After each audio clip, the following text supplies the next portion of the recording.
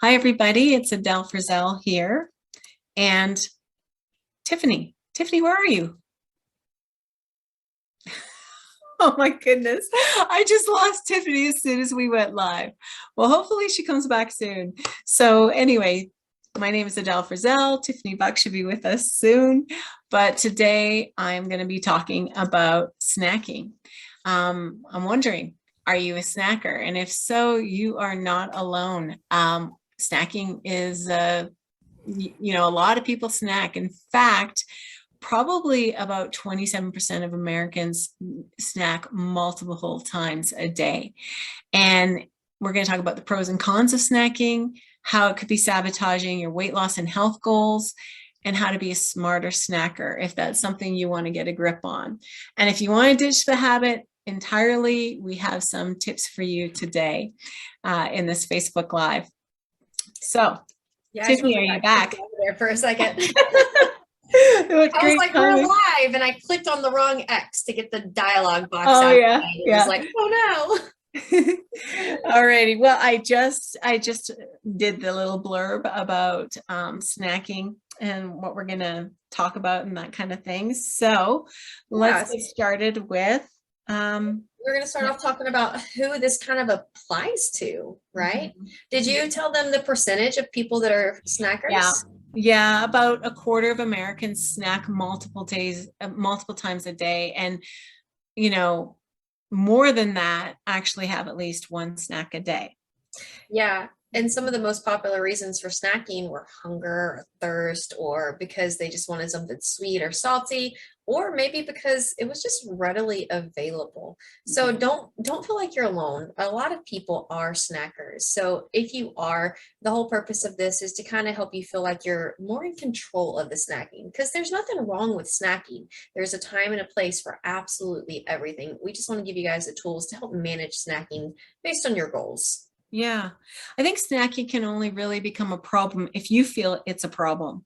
Mm-hmm. And it leaves you unsatisfied and feeling out of control, But let's get back to maybe what is a snack. That might be good to define it.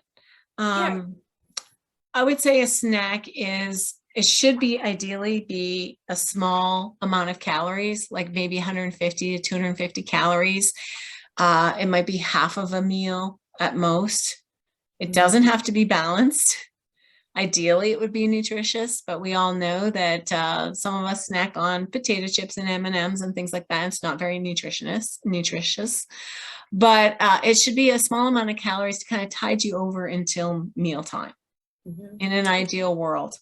And I think that it's ideal to mention as well that if you're finding yourself eating right after a meal, we wouldn't necessarily consider that a snack. You're still in that eating window. Anything, up to about an hour and a half after you finish a meal, that's still considered the same time frame that you had that meal. So for example, dinner and dessert, that would be classified as one meal, wouldn't be classified as dinner and then a post-dinner snack.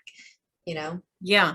And if you find yourself eating, like Tiffany said, like within an hour and a half, 2 hours after you finished a meal, chances are your meal was not substantial enough or satisfying. Let's face it, we can have a healthy salad for lunch and feel really proud of ourselves, but it could be not that filling or not that satisfying. Maybe we really would have enjoyed it a lot more if we had a little piece of bread or something. And so when we sort of deprive ourselves of something desirable when it's mealtime, guess what happens? We're rooting through the cupboards a little bit time later, and we're wanting to find something else to eat that's maybe more pleasurable and enjoyable. So we teach our clients the 2 S's.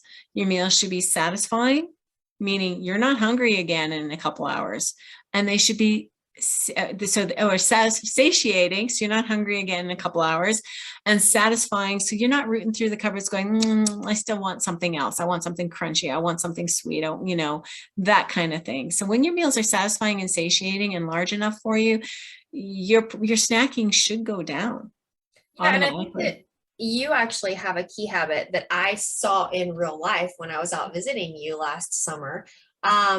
And that key habit is during your meal, you asked yourself, what would make this meal better? What is the one thing that would take this meal from this is good, but something's missing to just that top peak. And it was really awesome because a lot of times we forget to do that. We're like, oh, this is what's in front of us. When in reality, we might have something in the cupboard that could take it from I'm just eating this just because it's here to I'm eating this and I'm really enjoying it and it's hitting my goals. Exactly. So from might be a 6 to an 8, right? And so I do that. I'll say like, how can I make this more enjoyable? How can I make this better? And sometimes it's just a small thing. It's like, oh, half a dozen crackers with my salad or a piece of bread or something like that. And it really does keep the hungry monsters away and also the snacking down. And I think it's really important too to think that sometimes whenever you're making a meal more enjoyable, it's not necessarily by different food. It's by changing the setting sometimes too. Absolutely. Especially when it's nice weather. If you have a nice patio and you're like, I'm gonna go sit outside and eat my meal outside and listen to the birds. Maybe not when it's 100 degrees out like it is right now, but um Yeah, just by changing that setting, you can really change your response to that meal as well. You can enjoy it a 100%. lot more. 100%.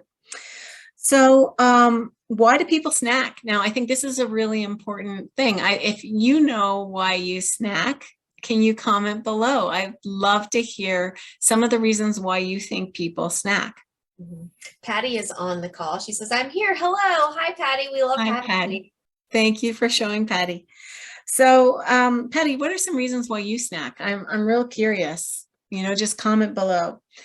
I would say if we had to break it down, it would be physical and emotional, or Mhm, psychological and physiological. mhm. Hunger, for sure, is one of them. We talked about it. Maybe a meal is not that satisfying, not that filling. So we're actually hungry.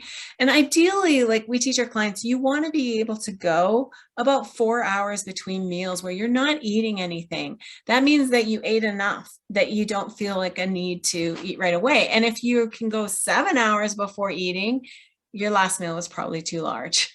Okay, you So overate. Mhm. Patty said that she finds herself snacking as a reward. As a reward. So psychological then. Mhm. Yeah. I think another So key thing to think about too, whenever you're snacking, is sometimes you're snacking because you're tired. yes, we do it to get a little energy boost. For sure. I've done that. When I don't get enough sleep, and this is actually researched very well. When you get less than 7 hours of sleep, you'll consume over 500 calories more a day on average. And this is because ghrelin, the hunger hormone, goes up, and leptin, the satiety hormone that tells you, it's time to stop eating, you're full, goes down. The signaling is not as strong. And so it's really important that you get your sleep if you want to cut down on the snacking. Mhm. And ideally, about 8 hours. Not everyone needs 8 hours, but try 8 hours. You might feel like $1,000,000. You might feel a lot better than you realized if you were only surviving on 6 or 7. So hunger is a big one, right? Not having a satisfying meal. And Patty mentioned a reward, so psychological. And so I guess if you feel that snacking is a problem for you, then perhaps what you want to do is give yourself some non-food related rewards and Yep. go use those as your go-tos more often. So Patty also just put another comment in here. She said she also sticks to her macros better if she has a little snack after work. So it's a part reward, but it's also uh Mm, kind of a way to help her stay focused on her macros because she knows she can fit that snack in. And I think that that's pretty awesome. That sounds very similar to what I did when I was in my weight loss phase. yeah, So you looked forward to ice cream every day. When you did that, it helped you stay on track more. Yeah. That's cool. So you're mindful about it, which is really what we care about. So in terms of not being mindful, sometimes it's just a habit. mhm, People sit down in front of the TV set and that's when they want to munch something. And they're not physically hungry. They're just doing it because they have a habit of doing it. And so habits are formed when you have a trigger and then you have a response, and that trigger is usually something that happens repeatedly, and mhm. so your response is just a mindless response. And so it's really important to note, if you're snacking, is it in response to a specific trigger? Maybe Mhm. you saw a food commercial or a billboard, or it happens at the same time every day. um, Sometimes we snack because we have cravings, and it's actually cravings. The difference between a craving and actual hunger is a craving happens usually quite quickly due to a trigger, and there's an absence of physical hunger. And so cravings can be habitual, right? But they can also be just a trigger that you, like, for example, I see a billboard for a donut and now I want a donut, and it hadn't even been on my radar before. So if you have this out of nowhere urge to eat something, and it's usually very specific too, it's probably a craving. And one question you can ask yourself is, well, would I eat an apple right now? And if the answer is no, you're not actually hungry. You just have a craving. Really important to bring awareness to what you're feeling and why you're feeling that way. Mm-hmm. So with that awareness, you're able to not really look outside in, but basically look outside in. You're able to see what is triggering this and how do I want to respond to it. And the more you practice it, the easier it is to notice those cues. Yeah, that pause gives you the power to respond more intelligently. There's also emotional eating is a big reason people have cravings and snack. And really emotional eating, I think at its core is a desire to change our state. We might feel angry, so we eat. We might feel sad, so we eat.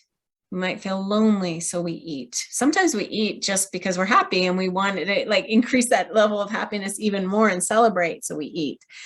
But the emotional eating, if you do it repeatedly and often enough, it's probably not going to be good for your health, and it's going to show up as excess weight. And it's really important that we don't lean on food so heavily for our emotional well-being, that we look at other ways to address that. And along those lines, boredom. Boredom is a big reason why people snack. And we were chatting about this earlier, and Tiffany mentioned like it could be boredom due to dieting. Do you want to talk about that a bit more? Yeah, so when we diet, we tend to stick to the healthy foods, things that we think are going to help us hit our diet goals faster. So a lot of times it can be salad, it can be plain chicken, it can be broccoli, it can be rice. And we kind of get into this where we're eating the same thing over and over and over again. We get tired of it. It's no longer hitting those two S's. It might be satiating, like we're full, but it's not satisfying anymore. After a while, you just get tired of eating the same things. So that can really lead to you wanting just something different. So I think it's really important that you do, as we mentioned earlier, make it satisfying, change it up. You can change up the flavoring of your foods. If you are dead set on eating chicken every day, that's fine. Prepare it different ways. Use the air fryer, use the pressure cooker, bake it, broil it, grill it. There's different seasonings that you can use, different ways that you can prepare food to make it more satisfying. And then if you do find yourself really wanting to snack, then the other thing that we really want you to be mindful of is, how's your day gone? Have you focused on following mainly whole foods, getting your fruits, your veggies in? And if so, then yeah, have some chips, have something that's helping you feel satisfied in that moment. But again, it comes back to being mindful about it as well. Yeah. Yeah. I think when we're dieting, we can only white knuckle it for so long. And then there's this rebelliousness that comes out. And I think, you know, in Patty's case, like having that little snack after work is a good way to like appease the rebel inside. And like you having ice cream almost every day when you lost like 80 pounds, it can help. And that's why we love flexible dieting, and we use it with our clients because they can fit in foods that are like, they don't have to give up all the foods they love. You know, we have one client who's having mochi almost every day, and she's still losing a great amount of weight. And so these types of things can really help people stay in for the long haul in order to reach their goals. And you know, diet foods as a general rule, they can suck. I really am against the processed packaged diet foods that you get from some diets, because it's not teaching you how to eat for real life. And it's really, you know, it's so much better when you can do a flexible eating, flexible dieting approach and fit in the normal ways that you would eat, you know. Procrastination, that's another one. You don't want to do something. Maybe you don't want to study or do some work. And so you just go to the fridge or root through the cupboards and you find something to eat. And it's just delaying doing that thing that you really don't want to do. So watch out for that one.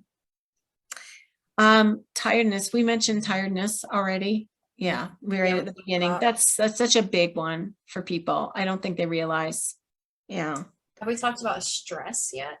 No. And stress is like a huge reason why people snack, especially women. We're more affected by stress when, like, our eating is more affected by stress than men in general. So that the cravings for something sweet or salty or crunchy, yeah, it's a big deal. So I don't know. I feel like we've given them a ton of information at this point. Mm-hmm. Do we want to kind of talk about some different types of snacks? Like, what are your guys' Yeah. what are your guys' go-to snack? Patty, you mentioned that you have a little snack after work. What does that snack look like for you? And Bree is on in the comments. Hi, Bree. Hi, Bree. Let us know what type of snacks you usually tend to go towards. Because I think that it's really important to acknowledge that there's no wrong snack. Now, depending on your goals, some snacks fit better than others. So you may want to change up how you're snacking. It's actually been proven. I want to give you guys some stats here on kids because this is kind of crazy. So in children, snacking makes up 20% of their daily calorie intake. Is it 20? I thought it was 27. 27%. And most of that is coming from calorie rich and nutrient poor snack choices. So potato chips versus fruit and veggies, granola bars, candy, soda, stuff like that. All of that, it kind of adds up. It's not really satiating. There's not a lot of nutrients into it. It's just kind of junky for them. And again, in a time and a place, all of that is perfectly fine in a well-rounded, balanced diet. But we want to make sure that you guys, again, have that awareness so that you can make those swaps as needed. So instead of going for the chips and the high processed foods, yogurt, fresh fruit, raw veggies, those are all fantastic things to swap over to for a snack. And just keeping in mind that if you do have some of those higher processed snacks, they're going to go down a lot easier. So you're going to have to be a lot more mindful of moderating that. It's really easy to overeat potato chips, but if you're going to sit there with sliced up cucumbers, you're probably not going to overeat those. Yeah. I mean, over 30% of children in America are overweight or obese, and over 70% of adults are overweight or obese. And you can imagine if you could just control the snacking a bit more, how that could help those numbers a lot. Processed food, like you said, very easy to overeat. It is hard to stop yourself at one serving. One serving of a potato chip bag is actually usually about half of a bag, of a small bag, and people don't realize it because they eat the entire bag. So if you want something crunchy, maybe some raw vegetable sticks, some nuts, some seeds. Be careful with nuts though, very high fat. A small handful could be hundreds of calories. Whole grain crackers or an apple would be great. I had a snack recently. I had a sliced up apple and I drizzled caramel syrup over it. Not even a lot of it, just a little bit. And it was it felt so indulgent, and it really wasn't. Yeah. I mean, if you guys have an idea for a crunchy snack, let's hear it in the comments. So we've got a couple of comments in here about snacks now. So Bree said she loves Greek yogurt with vanilla protein, some low sugar granola or berries, and it feels like a treat. Patty said her snack is usually a small amount of cheese, crackers, and a chocolate protein bar, fat-free yogurt, or cottage cheese with protein powder and berries. That seems like a very well-balanced snack to me, Patty. And then she also said that because she's drinking a lot less wine, that sometimes she does diet soda or kombucha as a reward. Nice. And she also likes an ounce of cashews and a virgin Bloody Mary. That's great. Oh, that sounds yummy. A lot of variety in your snacks. Yeah. The apple cider vinegars at drinks at Trader Joe's are amazing. They come in a can. So delicious. They're about 35 calories a can. I prefer it over kombucha. You should give it a try, Patty. If you want something creamy, cottage cheese, yogurt, hummus, avocado, they're all nice and creamy. I think I have a chocolate avocado mousse on my blog. If you're interested in that recipe, you can just do a search for it. Something sweet. I mentioned chocolate, dark chocolate, chopped fresh fruit is really nice. What kind of a snacker are you, Tiffany? Are you a crunchy, creamy, sweet, or salty person? I think it just depends on my mood. Mm. Like Mm. I I like chips, but they're not my go-to. Like, Yeah. I love trail mix. So I do love the saltiness of the trail mix and stuff. I can eat trail mix all day long. I don't eat it very often because So again, high in calories, hey? so high in calories. And Yeah. you know what? Honestly, I used to pack trail mix and I would take it everywhere with me thinking, oh, I'm eating trail mix. This is nice and healthy. Yeah. No, I mean, yes, it is. It is a healthy snack, but holy cow, the amount of calories packed in a tiny bag of trail mix, Yeah. you know? And granola too is so super high in calories. I don't think people realize. Yeah. I like salty things on occasion too. Like I'm like you, it moves around, but like you could have a slice of cheese. Cheese has salt in it. Feta is really salty. Roasted chickpeas are good. Air pop popcorn with some MCT oil and Himalayan salt is really nice. Again, nuts and nut butter, but you got to be so careful because we get so many clients that eat healthy and they can't understand why they can't lose weight. And it's because they're eating like 600 to 1,000 calories in nuts a day on top of their food. So you got to be really, really careful. And I think this kind of brings us to our next point. If you are a snacker and you really want to get a grip on your snacking, we recommend tracking everything you eat and drink. Do it for a week, do it for a few days. You might be shocked, and try not to change how you're eating just because you're tracking it, although that's very natural. And it's one reason why we recommend tracking in a diet is because it creates so much awareness that people actually, when they become more mindful, it automatically creates inhibition.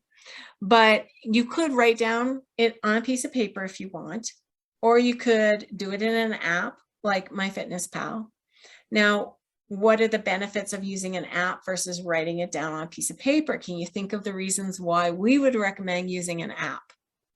Yeah. So I think that using an app is better because it will actually give you the nutritional breakdown of the foods that you're eating, and it's going to give you the calorie intake from it as well.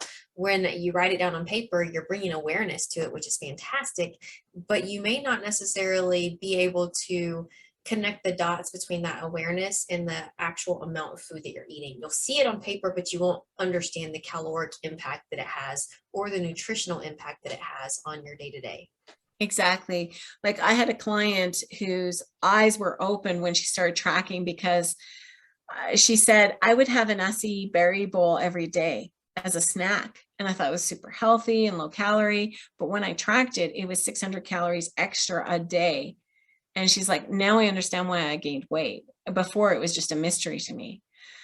So, it can be really valuable for that. And also you can start to see, am I under on my protein? Am I over? I'm eating like way too many fats. Where's the bulk of my calories coming from if I just eat, naturally? And it's good information to have. You don't have to do it forever, but it creates so much knowledge and awareness. So we would recommend tracking. It really can help. And what is interesting is there was a study done of people who were self-perceived as weight loss resistant, slow metabolisms done. And they monitored these people and they found out, and these people were not trying to hide how much they were eating or anything, but they underestimated how many calories they were eating by 50% a day. They swore they were eating like, maybe 1,200 calories. They were eating much more than that. And so it actually explained why they couldn't lose weight. They were in a calorie surplus or at maintenance and had no clue. And it's so easy to underestimate your caloric intake, especially when we go back to the trail mix situation. You literally can have a handful of food be 200 calories and not even realize it. Yeah. A lot of people eat while they're on the go, cheeseburger and French fries. There's 1,000 calories right there. Well, there's 1,000 calories to actually, if you go to Cheesecake factory and you have a salad, it can be 1,400 calories. And people are like, I'm making the healthy choice. I'm just having a salad, which may not be satisfying or satiating for them. And they might have been better off actually having the burger and fries for fewer calories, which would have been more enjoyable. So this where tracking can be really beneficial too. It's educational. Yeah, and people are like, how is a salad 1,000 calories? Okay, well, you had the boiled egg, you had the nuts, you had the Cheese, the bacon, croutons, you had the dressing, yeah, it's very high fat. yeah. Yeah. I And had it's important to get your vegetables in, but you could have a burger with a side of vegetables or half the fries or a side salad in the burger or whatever, it's all the foods work. We just want you to be aware. That's I think at the heart of most of our conversations with people, like just the awareness and the knowledge that they get with coaching is so useful for them. All right. Well, I think that's everything. What do you think, Tiffany, that we yeah, wanted I to think talk that about? well, I think that we kind of talked about developing a plan too. Once you find that awareness, we want you guys to kind of develop a plan. How can I make sure that I am not exceeding my caloric totals when snacking? How can I plan a snack into my day? How can I make my food more satisfying as well as satiating? By developing that plan, you're more likely to have enjoyment with your food. It may seem like a lot of work. You have to plan to eat. Yeah, but you can plan for what you want. For example, steak. Who loves a good steak? I know I do. Steak can be very high in fat. By planning for it in advance, you know that if you have snacks the day that you're planning on having a steak, have a low fat snack. Try to stay away from the peanut butter that day, by creating the awareness and then also developing that plan, you're more likely to be able to adhere to your caloric goals. Yeah. Make sure your meals are satisfying, satiating, Mhm. large enough so that you're not hungry for about 4 hours. Be mindful about your snacking. If you find yourself snacking, ask yourself why you're snacking. Is it emotional? Is it physiological? And then you can deal with it. And then maybe look at replacing some of the junkier snacks with healthier snacks. You might want some rules for yourself, like I have 1 snack a day and 3 large meals that I really enjoy. And you might find your snacking coming down. I think that's everything. Yeah. All right. Thanks for coming on. Thanks for all the comments. If you guys watch the replay, feel free to, drop in the comments your favorite snacks and maybe even a modified snack since you started having more awareness with your food intake. If there was a snack that you used to love that you ate all the time and now it's an occasional snack, we'd love to see that too. Mm-hmm. Yeah, exactly.